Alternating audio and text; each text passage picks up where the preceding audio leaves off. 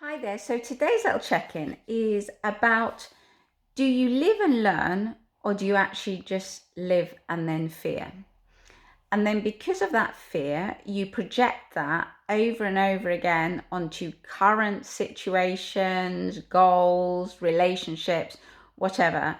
And it's then that perception that we have of that reality we have right now. So what do I mean by that? So easy going to relationships. How many times you've been in the wrong kind of relationship, or somebody that's hurt your feelings or done you wrong? So then when you go into the next relationship, you're almost waiting for this to happen. You're just looking out for it. You're almost punishing that person for what happened in the past, because you're projecting all those feelings, all that fear into the current situation. And we do that with all sorts of things. It could be, I don't know, a diet you went on. Because that didn't, you feel you failed, it didn't work for you, then you project that onto what's happening right now. And then you have that fear, and you're almost waiting for it to happen. And your perception of everything will be the same as the projection, like it doesn't work, or I can't do this, or whatever it may be. So what has led me to sort of start thinking about this? And it was when I started this lockdown, I was like really motivated, and I wanted to set out a wellness plan for myself. And I went straight to what I knew worked for me in the past, and what I believed as well that worked for other people. Like, you set out a plan, if you plan, everything goes to plan. If you track, you stay on track, etc., etc., etc. And then things didn't quite work out for me. But I was asking myself why. I got really annoyed with myself. I felt, am I lacking motivation? I'm a bit of a failure, whatever it was. But then I had to look, it's because everything around me was different. My set of circumstances had changed, whether it's all the emotions that had been involved in relating to everything that's happened right now with lockdown, with everything that was happening to our lives within my family. Was it our different meal times, a different way that I had my son and my husband constantly at lunchtime? It was just like my world got turned upside down, and I didn't feel quite in control. And then obviously I didn't sort of live up to the expectations I've had of myself. So I could have looked at that and, I don't know, and gone, oh, it doesn't work, I don't work, or whatever.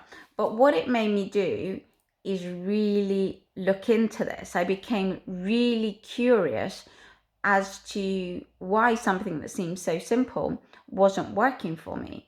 And then I became curious of finding ways that it would work for me. And that instead of it being like, oh, I've got to exercise, and then I don't feel like exercising because I've been doing the gardening all day, and then I won't do it, and then I'll be annoyed with myself. I kind of started seeing things differently and really living and learning, rather than just living and fearing and living and projecting what had happened onto that.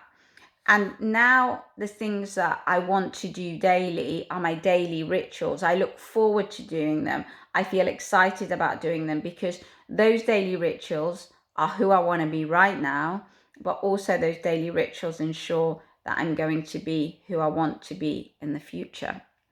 So sometimes you need to take away that projection that's coming from the past, because you're applying that to everything that's now. And then this is the way you're going to perceive it. So if you've got lots of things that you see as negative experiences, or even negativity towards yourself achieving goals and things, if you simply project that onto the here and now, that is the way that you're going to perceive it.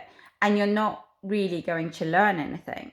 Just like, when, I don't know, you touch a stove, you burn, you go, you live and learn. The way to avoid that is not to touch it in that sense. That is the right thing to do. But we do this in life as well, that we think, right, that same logic applies, we just don't do it. But imagine if when we were babies, we had that thought, which we weren't capable of, and we thought, right, when you start walking, or when you start crawling, or when you start talking, If your live and learn would be like, oh, I tried to walk and that didn't work out. So that live and learn would be like, I avoid that. But of course, as babies, toddlers, we don't have those projections.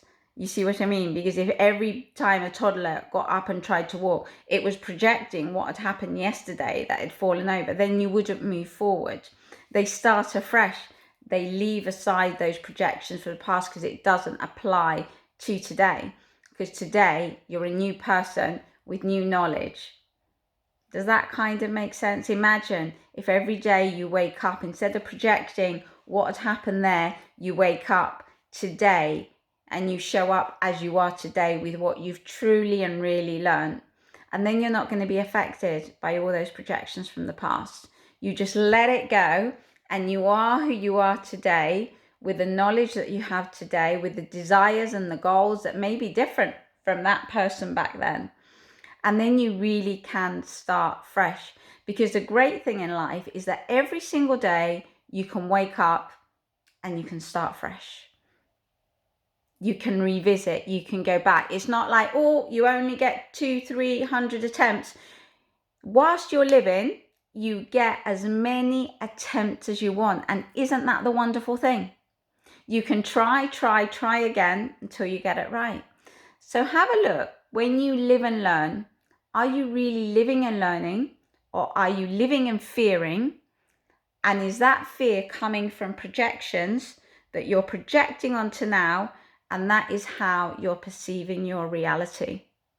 Because when you take away those projections, you see everything in a fresh light, and everything makes sense in a different way because you are different today than you were 5 years ago, 10 years ago, and so on.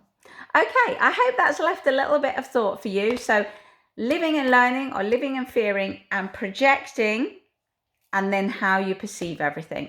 So I hope that's useful for you. It's definitely working for me. Okay, take care. Bye.